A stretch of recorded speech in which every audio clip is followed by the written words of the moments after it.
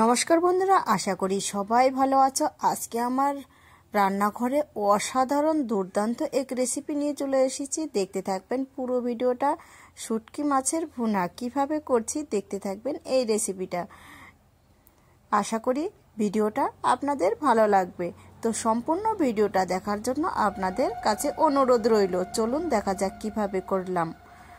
নমস্কার বন্ধুরা, উর্মিলার রান্নাঘরে অনেক অনেক স্বাগত জানাই আর অনেক অনেক ভালোবাসা নিয়ে আজকে আমার রান্নাঘরে দেখাবো শুটকি মাছের ভুনা। আর কিভাবে এই রেসিপিটা করছি দেখতে থাকবেন পুরো ভিডিওটা। মাছটা দেখুন আগে থেকেই কেটে পরিষ্কার করে নিয়েছি। এইখানে দেখো আমি ফুটন্ত গরম জলে অনেক 1 থেকে 1.5 ঘন্টার মতো এটা ভিজিয়ে রেখে দেব। যত ভিজানো হবে তত কিন্তু খেতে কিন্তু এটা অসাধারণ লাগবে। তো আমি দেখো 1.5 ঘন্টা পরে এই যে এই রকম হয়ে আসবে, তখন আমি একটা থালার মধ্যে আমি এটা নিয়ে নিব। এই দেখো অনেকটাই কিন্তু নরম হয়ে এসছে। যে যতক্ষণ রাখতে পারবে গরম জলে ততক্ষণ কিন্তু এটা ভালো হবে। তো আমি এটা শুধু গরম জল দিয়েই না, আরেকবার অনেকবার ধুয়ে এটা পরিষ্কার করে নিয়েছি। চলুন দেখা যাক।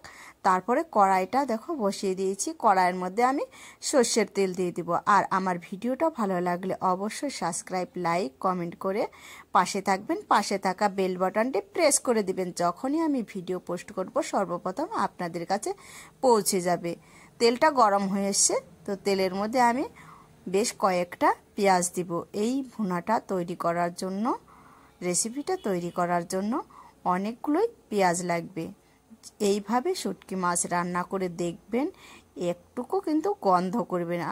তারপর দেখো আমি কাঁচা লঙ্কা চিরানো দিয়েছি, রসুন থেতো করা দিয়েছি, একটা টমেটো কুচি দিয়েছি। এইভাবে দিয়ে সুন্দর করে এটাকে কিন্তু আমি ভেজে নিচ্ছি।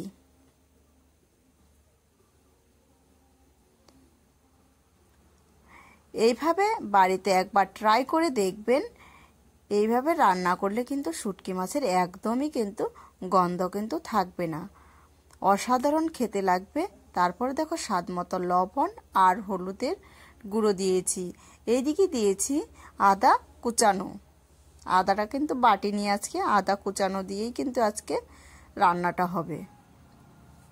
পেঁয়াজটা কিন্তু অনেকটাই ভাজি হয়ে এসছে। তারপরে দেখো এই যে অনেকবার ধুয়ে রাখা শুটকি মাছগুলো আমি দিয়ে দিলাম। অবশ্যই আপনারা এখানে গরম জলে ভিজিয়ে রাখবেন, না হলে কিন্তু এই রেসিপিটা খেতে কিন্তু ভালো লাগবে না। দিয়ে দিচ্ছি শুকনো লঙ্কার গুঁড়ো, দিয়ে নেড়ে চেড়ে নিব। আর এই রকম শুটকি মাছের রেসিপি কার কার খেতে ভালো লাগে অবশ্যই কিন্তু কমেন্টে বলে যাবেন। এটাকে কিন্তু বেশ করে এরকমভাবে নাড়তে হবে যতক্ষণ না এর উপর থেকে তেল ছেড়ে দিচ্ছে, ততক্ষণ আমি এটা নাড়তে থাকবো। তারপরে দেখো সামান্য একটু পরিমাণ জল দিয়ে এটাকে একটু নেড়ে চেড়ে নিতে হবে।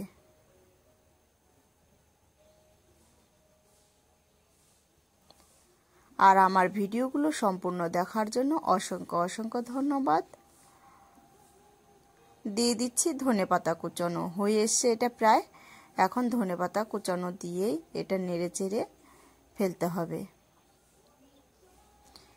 তারপরে দেখো এইদিকে আমি দিয়ে দিব গরম মশলার গুঁড়ো, যাতে এই শুটকি মাছের গন্ধটা আর না করে।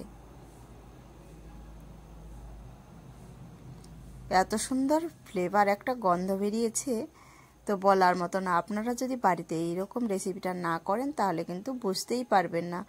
তো আমি তো এখন তো হয়ে গেছে, এটাকে এখন নামিয়ে ফেলতে হবে। সম্পূর্ণ ভিডিওটা দেখে বাড়িতে একবার হলেও ট্রাই করে দেখবেন। শুটকি মাছের এইভাবে করে দেখবেন, একদম কিন্তু গন্ধ করবে না। আমি তো নামিয়ে নিলাম, এখন গরম ভাতের সাথে জাস্ট জমে যাবে।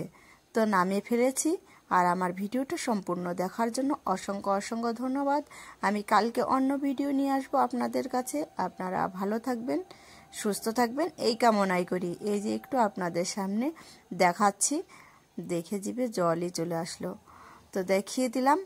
অসংখ্য অসংখ্য ধন্যবাদ।